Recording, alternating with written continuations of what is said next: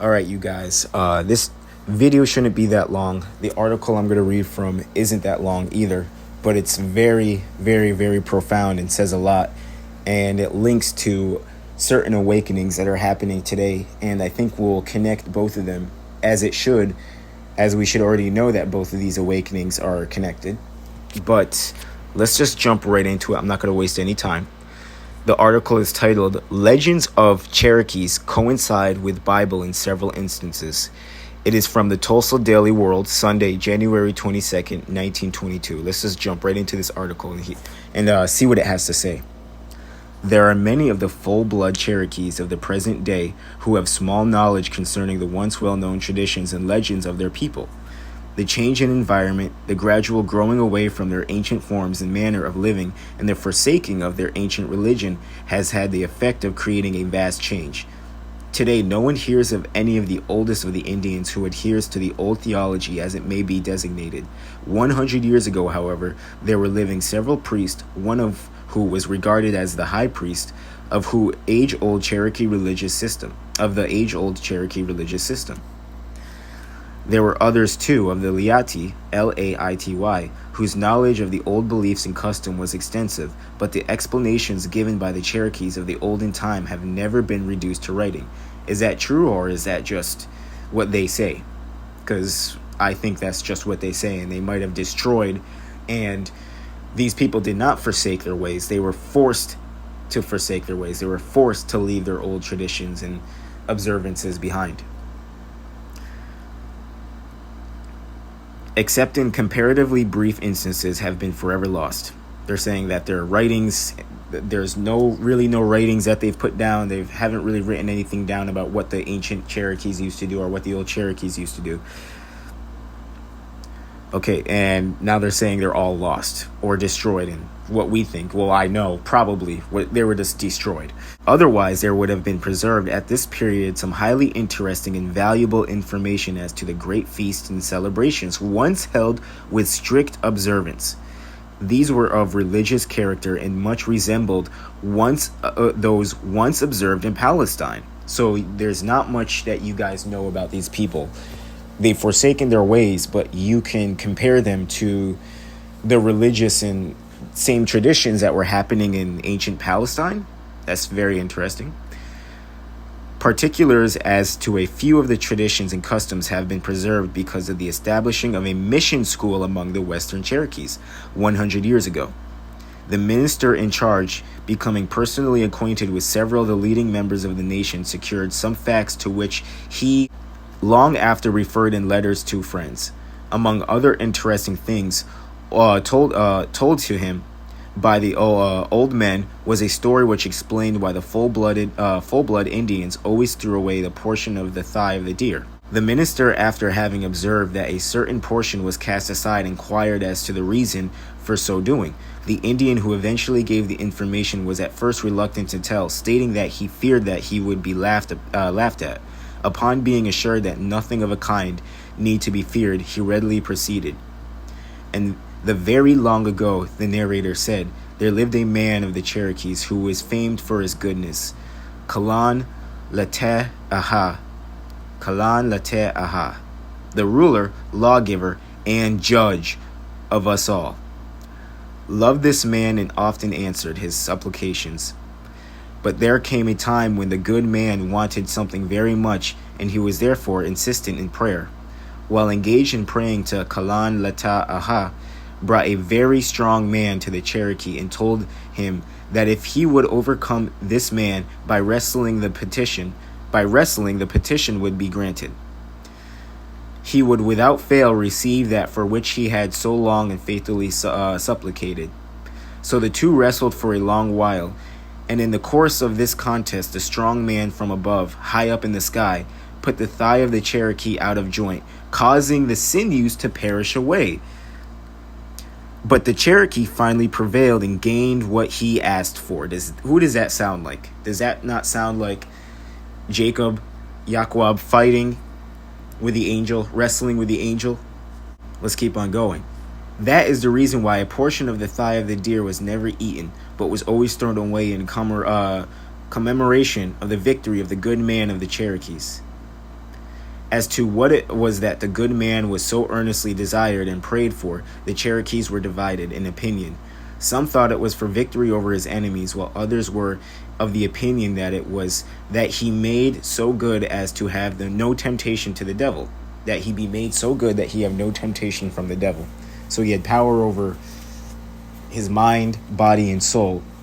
He can control his will and not be given into certain lusts, certain desires, while others of the Cherokees thought that he just wanted power over his enemies. I think that with the latter of the two, that comes with it, right? When the explanation had been given, the biblical account of the wrestling of Jacob with the angel was given in Genesis 32, chapter 24 and 25th verses, was told to the old man. He listened with close and interested attention, and then replied, "The white people must have borrowed that story from the Cherokees." They didn't borrow that story from the Cherokees. They borrowed that story from the Hebrews. Very wise observation there, Mr. Cherokee. The tradition was very well known to the old-time Cherokees of a century ago, and among that class of them who had the least contact with the white man. No doubt it relates to the wrestling of Jacob with the angel, but how it was obtained by the Cherokees, no one has ever been able to tell. The same may be said for their traditions respecting the deluge.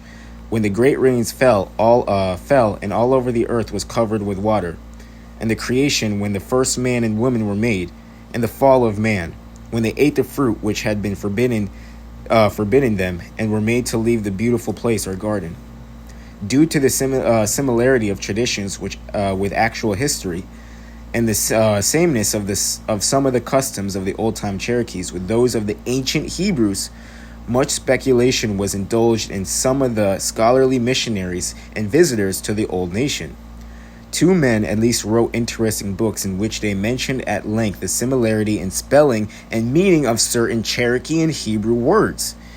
And it is said that when some of the early Cherokees became acquainted with the scriptures and discovered the resemblance of some of their rites and customs with those of the Israelites, they were ready to believe that they were in reality descended from that race. Come on, you guys. Come on. Elias Boudinot, at one time governor of New Jersey, after extensive visit to the Cherokees in Georgia more than a century ago, wrote and published a volume entitled Star of the West, in which he gave mentions concerning the similarity of Hebrew and Cherokee. Now, that's the end of the article right there. If you guys want to look it up, the article is titled Legends of Cherokees Coincide with the Bible in Several Instances. Now, with both of the awakenings happening in the Americas right now, you have quote-unquote black people in America screaming at the top of their lungs that they are the descendants of Abraham, Isaac, and Jacob, that they are the children of the promise, that they are the chosen ones, that they are the chosen seed, that they are the true children of Israel. It's not just claimed. It's 100% correct. And at the same time, you have quote-unquote black people in America screaming at the top of their lungs that they've always been here, that they are indigenous to Turtle Island, that they are indigenous to the Americas. Do these have links in any way? Isn't it a coincidence, quote-unquote coincidence, that pretty much the stories of the American Indians, the American natives over here, and the Jews and the Hebrews kind of have the same story? Their history was taken, their land was taken. They've been replaced by white people who claim that they are the originals. Not only the originals of these descendants of Abraham, Isaac, and Jacob, but now you have white people claiming that they're the descendants of Cherokees.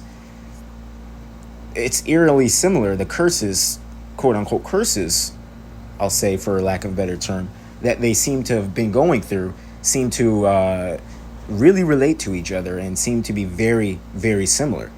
And with this article and others that I have about Hebrew natives in the Americas and quote-unquote lost tribes being found over here, I think it's very appropriate to bring this out and connect the two and kind of point out the obvious. And I know a lot of people already know this. I know a lot of people in the walk already know this, that it's very obvious to them. But there's still some that are kind of on the right path and at the same time not on the right path. You know, you have people, black people, quote unquote Negroes in America, claiming that they are, like I said, screaming at the top of their lungs that they are natives, that they are the descendants of these native tribes that have completely been whitewashed over here. And at the same time, you have black people claiming that they're the descendants of the 12 tribes of Israel. When you go into the Book of Mormon, you go into the sealed portion, you can learn that there was a portion of Israelites that came over here, a portion of chosen people that came over here, according to these books, that were found over here by Joseph Smith. Whether you want to believe he was Caucasian or not, or the way he found these books, I believe truly that those are just Hebrew scriptures that they found over here that documented what was going on over here with the other tribes of Israel that were over here, that were protected over here, and that was their story.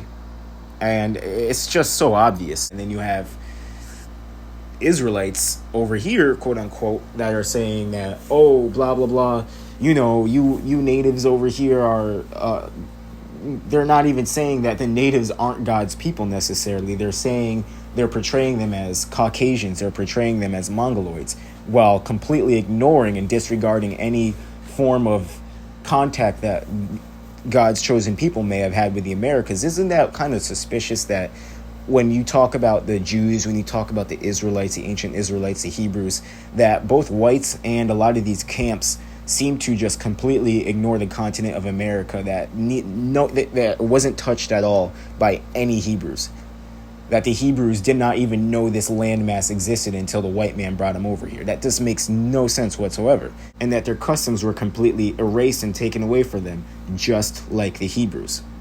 Let's put both of them together. Let's bring both the sticks together. Let's cut the bullshit. Sorry, guys, I'm trying not to swear as much in regular day life and on my YouTube videos, but let's cut the nonsense and let's bring both of the sticks together and just point out the obvious.